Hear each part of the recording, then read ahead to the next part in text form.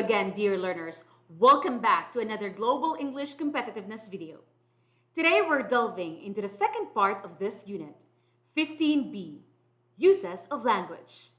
Get your pen and paper ready and join us as we embark on a journey to discovering the different functions of language. To recap, we have 4 can-do objectives in this unit. First, to discuss the 21st century media. Second, recognize the functions of language. Third, identify the different types of speeches. And fourth, write an op-ed article. As you can remember, we have already covered our first objective. You have already discussed the 21st century media.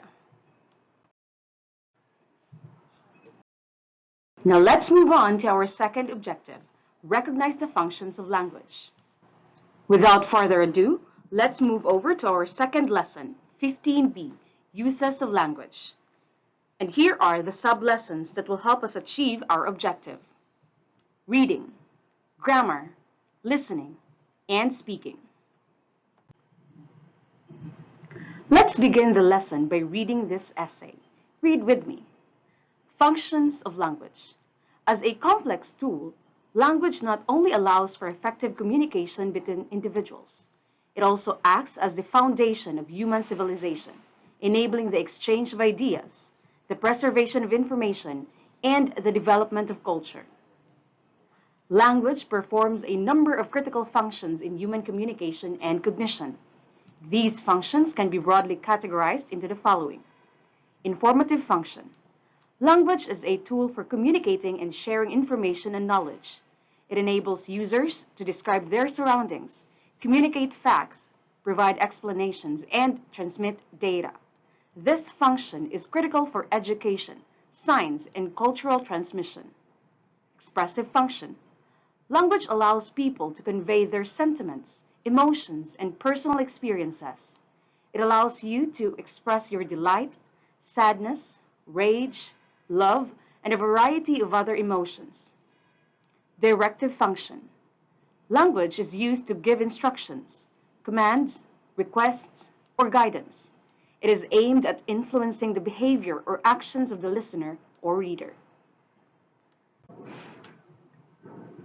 This time, let's test your reading comprehension skills. Read the following questions carefully and choose the letter of the correct answer. Pause the video and answer the following items. Continue answering the rest of the items.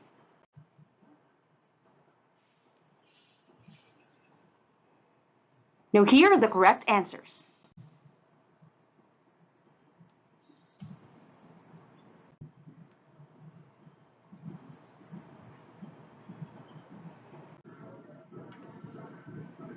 Now, based on the reading material that we just read, identify which function of language is utilized in the following scenarios.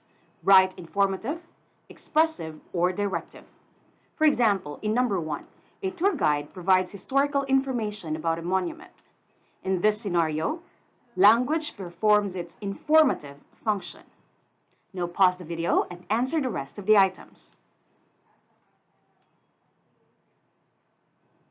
Now here are the correct answers.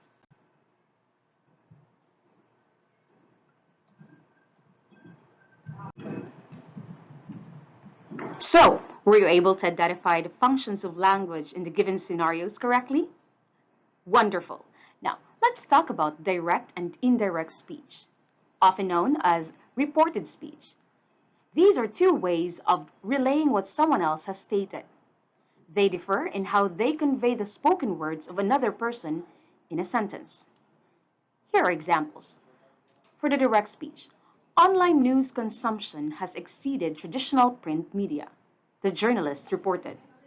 This is a direct speech. As you can see, we use quotation marks to indicate that these are the exact words of the journalist.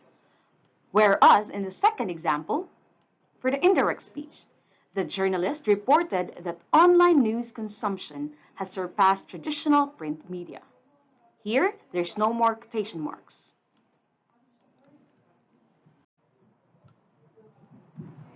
Let's have some practice. Take a look at the following sentences.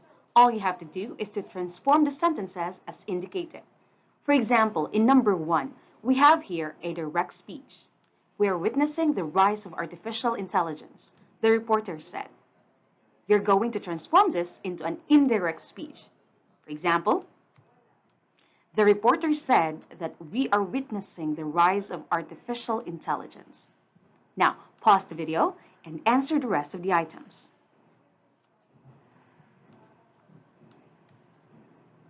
Now, here are the correct answers.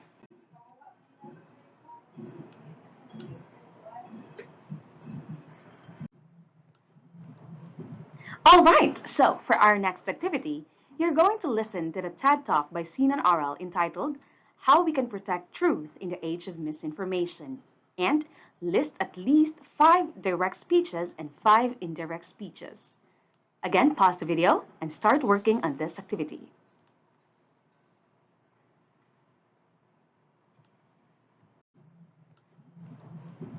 All right, so for our next activity, you're going to listen to the TED Talk by Sinan Aral entitled How We Can Protect Truth in the Age of Misinformation, and list at least 5 direct speeches and 5 indirect speeches.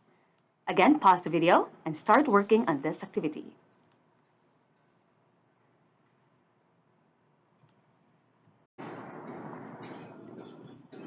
And we're down to our last activity for Lesson 15B. Look for a partner.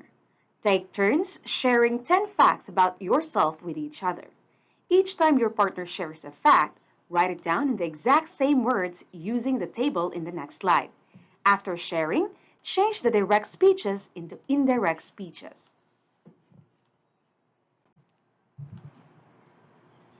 Use the template flashed on your screen.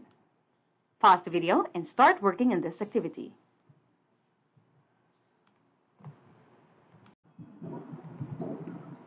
And with that, we have covered our second can-do objective, which is to recognize the functions of language. In this lesson, we read an article on the different functions of language and its actual scenarios. We also talked about direct and indirect speeches. You listened to a speech on how we can protect truth in this age of misinformation. Lastly, you put your knowledge on direct and indirect speeches to practice in a speaking activity. Your active participation has enriched our learning journey immensely. Let's carry the insights gleaned here forward as we continue to expand our horizons. That ends our Unit 15B. Keep fostering curiosity and see you in the next lesson.